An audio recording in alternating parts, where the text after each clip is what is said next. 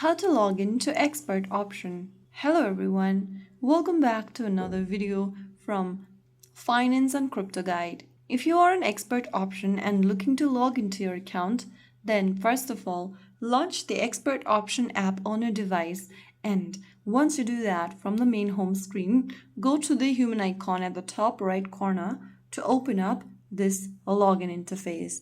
Now select Login from the menu and choose how you've previously signed up for your account. If you've signed up using one of these login methods at the bottom, choose the same method to sign in as well.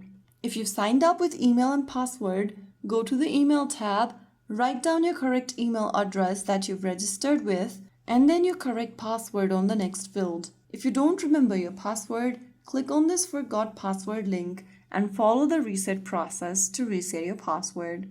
If you remember your password, write it down in the text box correctly. Finally, click Login, and in just a few seconds, you'll be logged in to your ExpertOption account. Just make sure you have the correct credentials, and you'll be signed in immediately. If you found the video helpful, don't forget to like, share, and subscribe to our channel.